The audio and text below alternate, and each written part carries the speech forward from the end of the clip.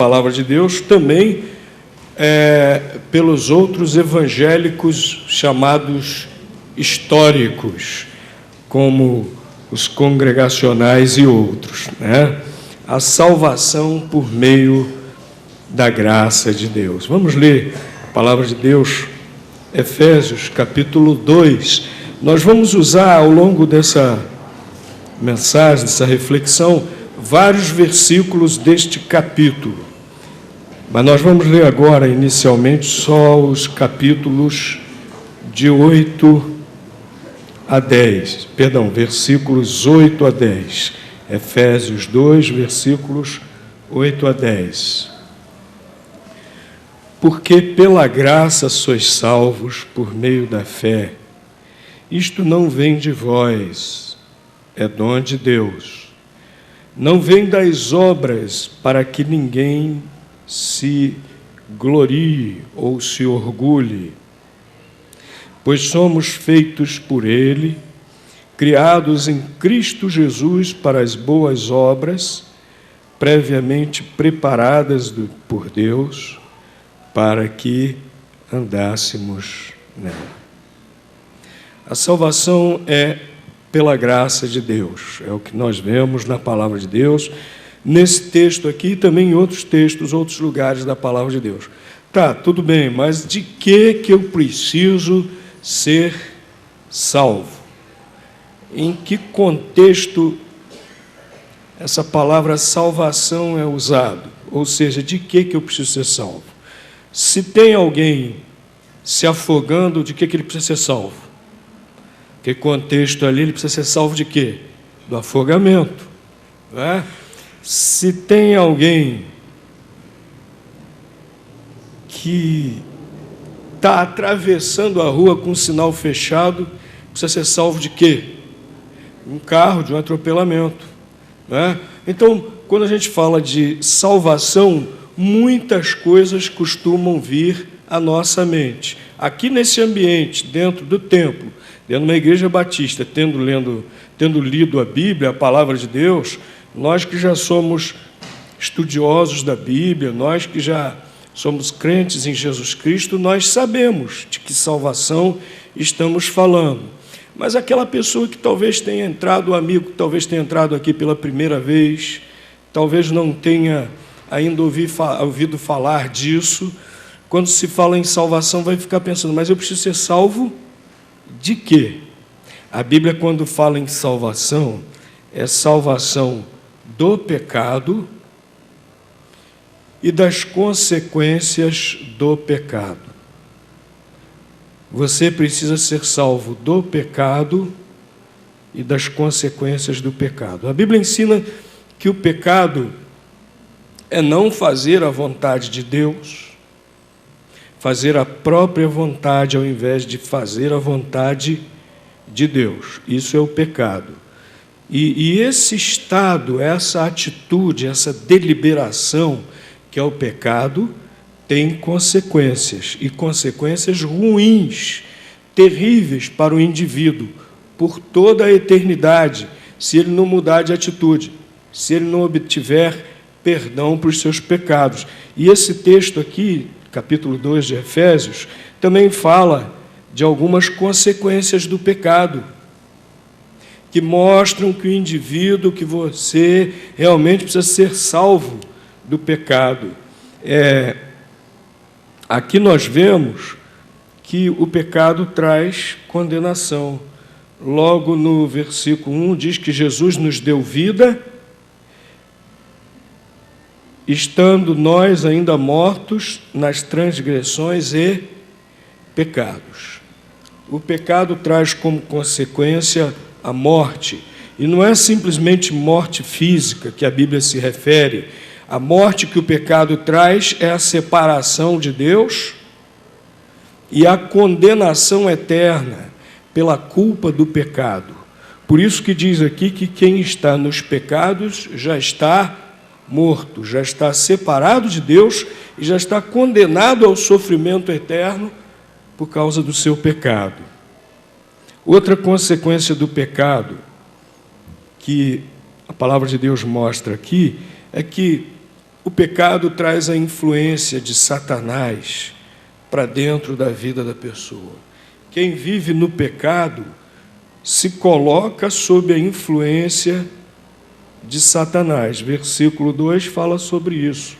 Nos quais andastes, nas transgressões e pecados, nos quais andastes no passado, no caminho deste mundo, segundo o príncipe do poderio do ar, do espírito que agora age nos filhos da desobediência.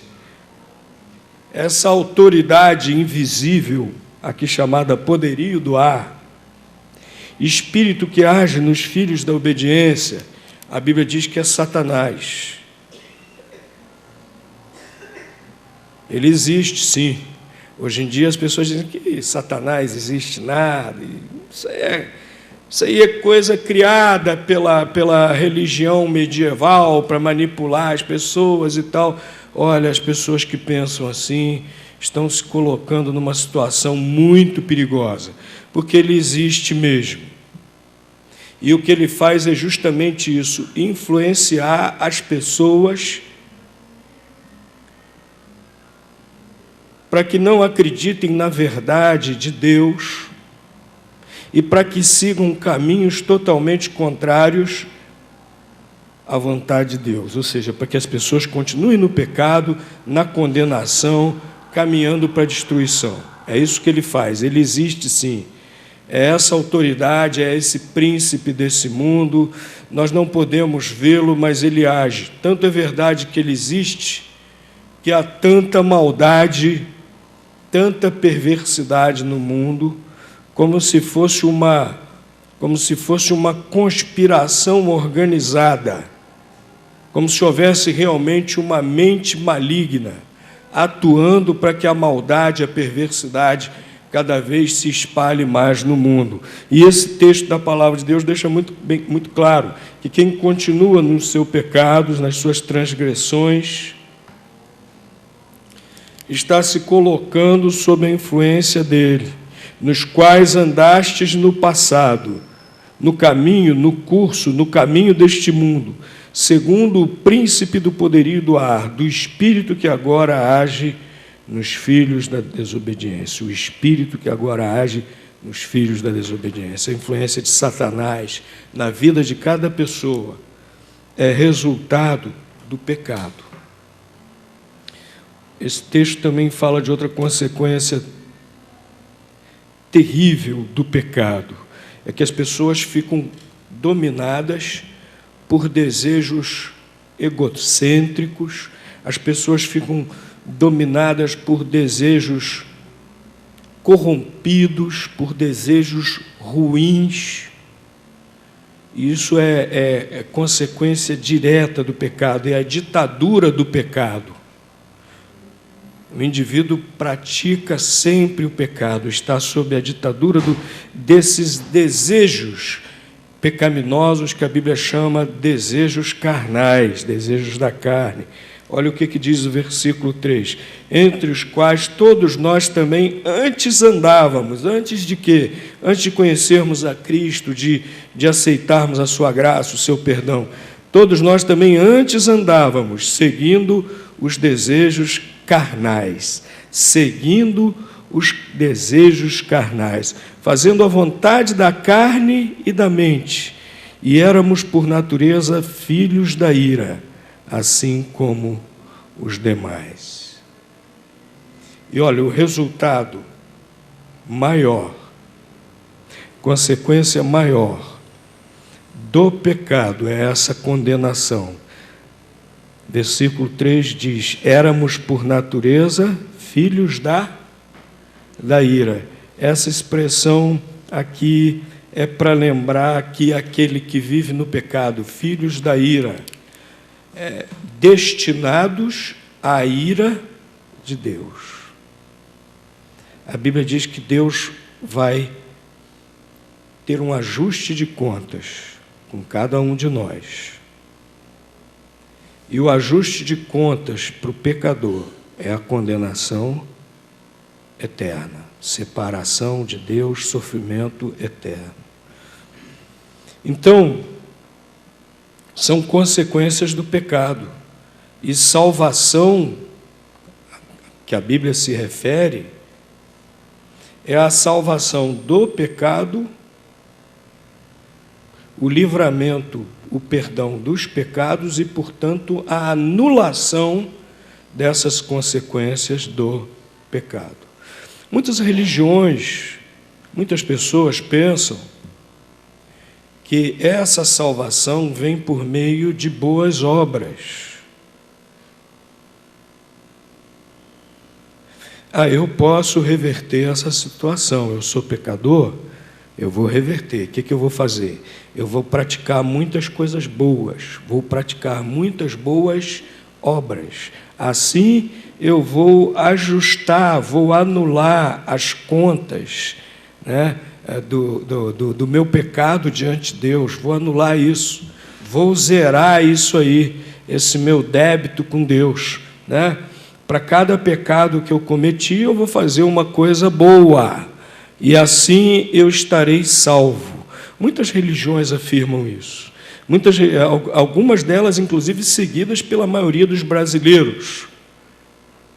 Mas nós vemos muito claramente que a salvação é unicamente, é somente pela graça de Deus. Nenhum homem pode fazer nada, nenhum ser humano pode fazer nada para anular os seus pecados, para obter a anulação dos seus pecados e, portanto, a salvação perante Deus. Ninguém pode fazer nada por seus próprios meios, por seus próprios esforços, né? Os versículos que nós lemos no início, versículos 8 a 10, deixam isso muito claro. Versículo 10 diz que nós já fomos criados por Deus para praticar boas obras. Está aí no versículo 10. Diz que Deus já nos criou para praticarmos as boas obras. Já fomos criados para isso. Se eu estou praticando boas obras, então, não há mérito algum nisso. Eu não estou fazendo mais do que a minha obrigação. E aí não vai haver mérito nenhum para eu anular, não vai haver mérito algum para eu anular, o meu pecado, a minha conta diante de Deus. Porque já é obrigação, Deus já nos criou para isso. Ora, se eu faço o que já é minha obrigação, que vantagem tem nisso? Que mérito é nisso? E a palavra de Deus também deixa muito claro no versículo 9, que a salvação não vem das obras. Olha aí no versículo 9. Não vem das obras para que ninguém se glorie. Muito claro aqui dizendo, não vem pelas obras. Ponto final. Todo esforço que alguém faz para merecer a sua salvação diante de Deus é mera ilusão, é totalmente ilusão. Por mais que alguém se esforce por meio de fazer boas obras, não vai conseguir. A Bíblia deixa claro isso. A Bíblia deixa muito claro que é Deus quem nos dá a salvação gratuitamente, na sua misericórdia. Ele escolheu, Ele predeterminou nos salvar. O versículo 8 deixa muito claro, porque pela graça sois salvos, por meio da fé. Isso não vem de vós, é dom de Deus. A salvação é dom de Deus, é dádiva de Deus, é pela graça. Graça significa favor imerecido, que eu não mereço, que você não merece. Se eu sou pecador, eu só mereço condenação. Se eu sou pecador, eu só mereço aquilo que meus pecados, diante da justiça de Deus, que é perfeita, merece. O castigo. A justa retribuição para os meus pecados é castigo eterno. lá no livro de Tiago, diz que se alguém quebra um mandamento de Deus, se alguém quebra um mandamento de Deus, é culpado de quebrar todos os outros mandamentos. Basta quebrar, segundo a Bíblia, basta eu quebrar um mandamento de Deus, que eu já sou culpado de ter quebrado toda a lei de Deus. Mas que isso? Por que isso? Ora, pecado o que é? Nós já nos referimos. É não fazer a vontade de Deus. Quebrar um mandamento é justamente não fazer a vontade de Deus. Quebrar qualquer mandamento é não fazer a vontade de Deus. Ora, se eu quebrei um, eu já estou manifestando isso. Se eu quebrei um só, eu já estou manifestando essa atitude, essa disposição em que eu vivo. Então não interessa se eu quebrei um mandamento ou se eu quebrei todos os 10. O fato é que eu sou pecador. É assim que funciona para com Deus. É assim que a Bíblia diz. Se eu quebrei um mandamento, se eu quebrei 2, se eu quebrei os 10, eu sou um pecador. Diante de Deus estou condenado. E Deus, na sua misericórdia, é que tomou a iniciativa de mudar essa situação. Cada ser humano fazendo livre uso do seu livre-arbítrio, da sua liberdade de escolha, toma suas próprias decisões. O livro de Eclesiastes fala a respeito disso, inclusive. O livro de Eclesiastes diz que nós devemos fazer o que nosso coração pede, mas sabendo que prestaremos contas a Deus. Prestaremos contas a Deus de tudo que escolhemos, de todas as nossas escolhas. Então, uma vez que nós temos essa liberdade, nós também arcamos com suas consequências. E se eu escolhi pecar, só sou merecedor da justiça, só sou merecedor de condenação, só sou merecedor de castigo. Mas Deus é misericordioso. Nós lemos aqui que Ele é misericordioso e, na sua misericórdia, Ele tomou a iniciativa. Nós vemos a graça de Deus nisso aí. Deus toma a iniciativa de nos salvar, de resolver o nosso problema, o nosso maior problema, e que nós não temos como resolver. Deus tomou a iniciativa de resolver para nós. Nós não merecemos, mas Ele quis. Ele nos ama.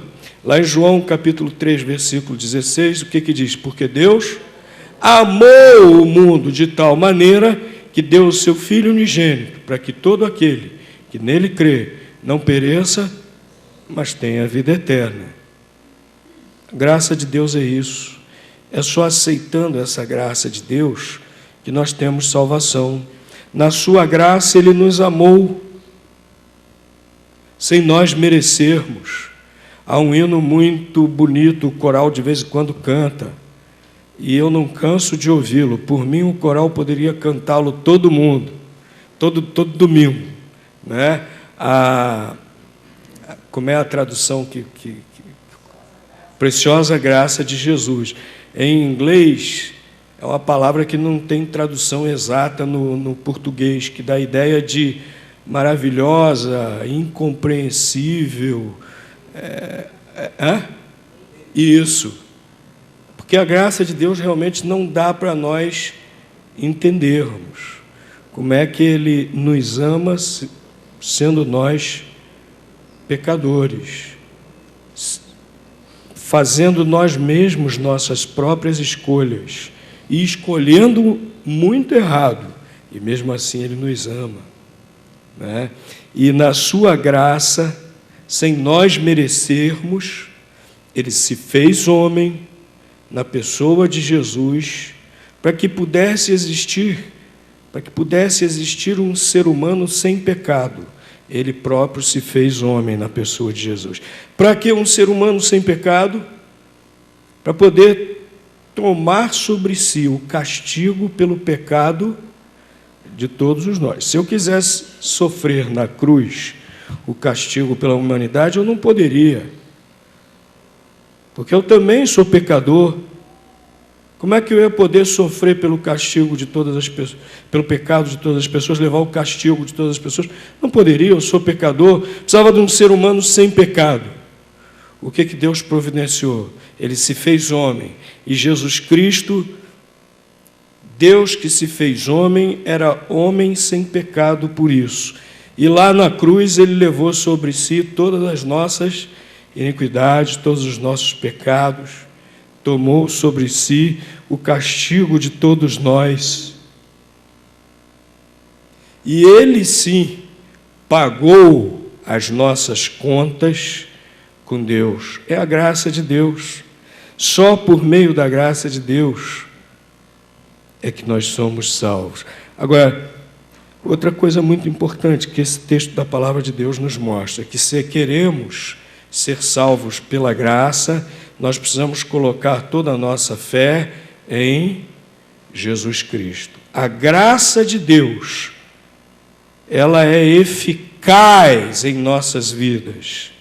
Ela realmente perdoa nossos pecados, ela realmente nos traz a salvação, ela realmente nos traz essa certeza da vida eterna. Interessante que é algo tão certo a vida eterna, que aqui no versículo 6 o apóstolo Paulo diz: e nos ressuscitou juntamente com ele, e com ele nos fez assentar nas regiões celestiais em Cristo Jesus.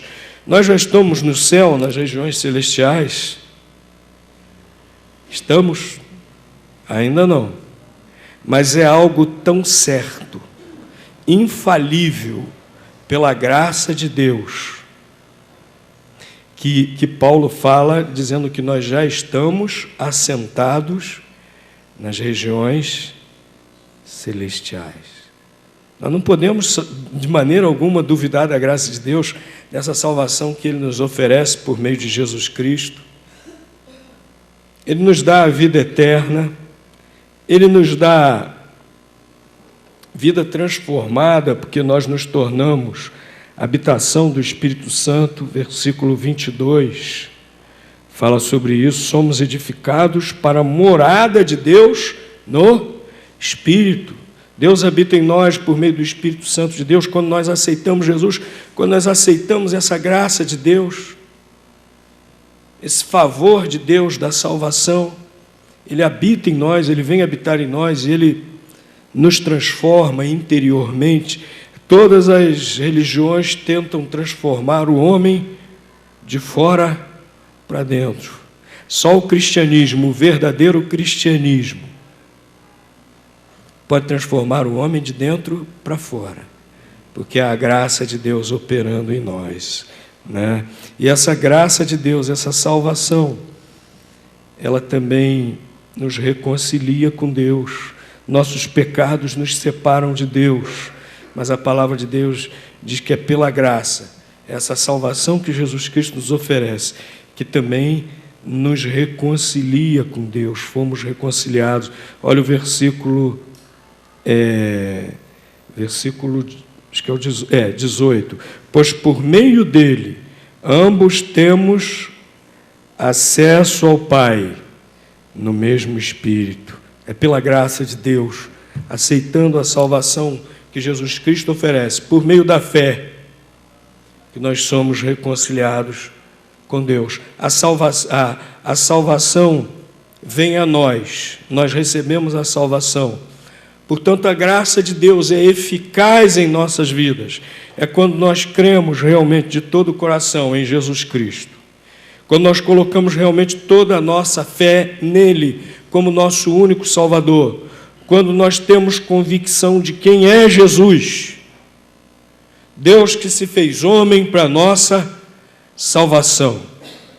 É quando nós temos convicção de que seu sacrifício é eficaz. É o meio que a graça de Deus opera para apagar os nossos pecados, o seu sacrifício na cruz. É quando nós temos essa convicção, é quando nós nos rendemos e entendemos que diante de Deus estamos de mãos vazias, Não temos nada, absolutamente nada para oferecermos a Deus pela nossa salvação. É quando nós entendemos isso e nos humilhamos diante de Deus com toda a fé. Não é? Meu Deus, eu creio de todo o coração. Meu Deus, eu sou um pecador. Eu me arrependo de meus pecados. Eu quero esse perdão de Jesus, que eu creio que é pela tua graça, porque eu não mereço. É pelo sacrifício de Cristo que o Senhor providenciou para mim. Eu quero, Senhor, eu creio. Me salva. Faz a tua graça valer em mim. Então, por meio da fé em Cristo, é que nós somos salvos. A graça de Deus é eficaz para nós por meio da fé em Cristo. O versículo 8 fala sobre isso. Porque pela graça sois salvos por meio da fé.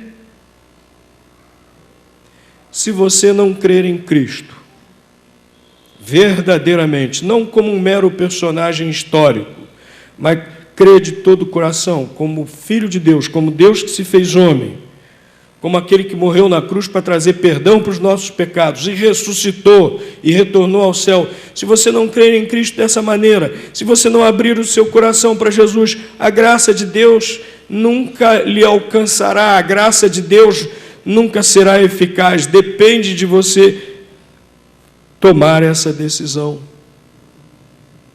de você querer. A nós só cabe querer, desejar. E Deus faz tudo, porque a salvação é pela sua graça, por meio da fé em Cristo. Agora, outra coisa muito importante que nós encontramos na palavra de Deus, que eu queria destacar aqui por último, dessa resumo, vamos dizer assim, do que a Bíblia diz, né, sobre a salvação, esse pequeno resumo, é que a graça de Deus é para todos. A graça de Deus não é para alguns escolhidos. A graça de Deus é para todos. Deus não escolheu alguns para receber a sua graça e outros para se perderem. Não, Deus escolheu todos para a salvação. Versículo 17 já fala sobre isso.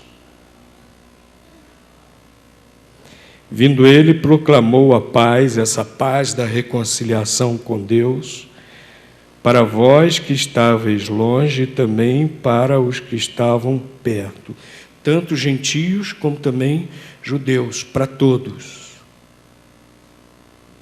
O texto que nós lemos no início do culto, lá em Tito, capítulo 2, versículo 11, porque a graça de Deus se manifestou, trazendo salvação aos predestinados, a todos os homens. João 3,16, que nós também já recitamos juntos, porque Deus, de tal maneira que deu o seu Filho unigênito, para que todo aquele que nele crê não pereça. A fé em Cristo não pereça, mas tenha a vida eterna. Também aqui, 1 Timóteo, capítulo 2.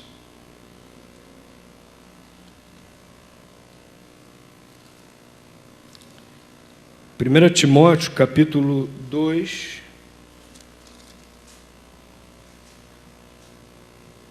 versículos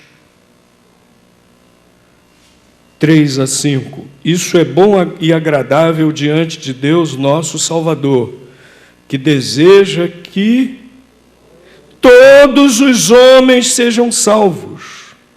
Deseja que Deus, nosso Salvador, deseja que todos os homens sejam salvos e cheguem ao pleno conhecimento da verdade. Que verdade é essa que salva? Versículos 5 e 6. Porque há um só Deus e um só mediador entre Deus e os homens, Cristo Jesus, homem. Ele se entregou em resgate por todos, para servir de testemunho a seu próprio tempo. A graça de Deus está acessível a todos que quiserem. Todos foram predestinados para a salvação por meio do sacrifício de Cristo. Todos foram predestinados para a salvação por meio do sacrifício de Cristo. A Bíblia diz que antes da fundação dos tempos, já na eternidade, Jesus Cristo já tinha sido sacrificado. Ou seja, antes da criação, Deus já tinha estabelecido o seu plano de salvação. Deus já tinha estabelecido que todo aquele que aceitasse a sua graça, todo aquele que conhecesse essa verdade e cresce nela de todo o coração, tivesse essa fé verdadeira em Jesus Cristo, seria salvo. Foi pré-estabelecido por Deus. Por isso, todo ser humano foi predestinado para a salvação. O problema é que muitos, usando o seu livre-arbítrio, fazem a escolha de recusar a salvação que está oferecida por Deus. Lá no livro do profeta Isaías, Deus diz: eis que a minha mão que meus ouvidos não estão tapados, nem a minha mão não está estendida para vós. Mas o texto continua e diz: as vossas iniquidades é que fazem separação entre mim e vós. A mão de Deus sempre está estendida para qualquer pessoa. A mão de Deus estendida para todos os pecadores. A graça de Deus está acessível a todos. Deus deseja que todos se salvem. Deus deseja que todos coloquem a fé em Cristo. O que Ele fez, o que é parte dEle, o que cabia a Ele na sua misericórdia e que nós não podíamos fazer, Ele já fez. Cabe ao homem aceitar a graça de Deus. Cabe ao homem colocar toda a sua fé em Jesus Cristo, porque a graça de Deus está acessível a você. A graça de Deus está acessível a todos os homens. E se você recusar a graça de Deus, será uma grande tragédia. Mais uma vez você está contrariando a vontade de Deus. Mais uma vez você está contrariando o plano de Deus. E mais uma vez está se tornando indesculpável diante de Deus. Deus lhe dando uma segunda chance, uma segunda oportunidade. Aliás, cada dia que o ser humano acorda, cada dia que começa um novo dia, Deus está dando uma nova chance para arrependimento dos pecados, para fé em Jesus Cristo, para receber a sua graça, a sua salvação. E você não deve desprezar isso. Você não deve deixar para depois. Essa vida na graça de Deus é maravilhosa, como nós cantamos o hino ainda há pouco. Maravilhosa graça, né? Essa vida de salvação que já mencionamos aqui é uma vida que nós temos o perdão para os pecados, a certeza da vida eterna no céu, a reconciliação com Deus, essa santificação, né? O Espírito Santo habitando em nós e nos transformando sempre, cada vez mais a imagem de Cristo, né? Essa vida de comunhão, tudo isso que nós vimos aqui na Palavra de Deus é uma vida maravilhosa. Só você experimentando para saber realmente como é bom. Não menospreze a graça de Deus. Ah, mas pastor, eu não estou menosprezando, não. Acho que eu só não quero decidir agora. Olha, tão importante que se você não toma a decisão de aceitar essa graça de Deus agora, você está diminuindo a graça de Deus, você está fazendo menos importante. É algo para decidir já, para decidir agora. É a decisão mais importante que alguém pode tomar na vida. É aceitar essa salvação, é aceitar essa graça, favor imerecido que Deus nos oferece por meio da fé em Jesus Cristo. Faça isso ainda hoje. Coloque toda a sua fé no Senhor Jesus Cristo. Aceite-o como seu Salvador. E nós, queridos, que já aceitamos essa graça que Jesus nos oferece, que já fizemos a nossa opção, já entregamos nossa vida ao Senhor Jesus com toda a fé, com toda a convicção. Vivamos sempre alegres, com essa certeza da graça de Deus, com essa certeza desse favor imerecido, essa alegria de sabermos que já estamos assentados nos lugares celestiais. Não podemos duvidar da graça de Deus, seja o que for que acontecer em nossas vidas. Lá em Romanos, capítulo 9, apóstolo Paulo diz que nada pode nos separar do amor de Deus. Seja o que for que a gente tenha que atravessar na vida, seja o que for que a gente tiver que sofrer. Às vezes há coisas na vida que a gente resolve, às vezes há outras coisas na vida que nós não temos como, não é? Lembremos sempre, temos o favor imerecido de Deus, temos a sua graça. E o apóstolo Paulo, certa ocasião, depois nós vamos, mais adiante, vamos também falar sobre esse texto, né? Lá na segunda carta de Paulo aos Coríntios, o apóstolo Paulo diz: a tua graça me basta. Amém. Vamos entoar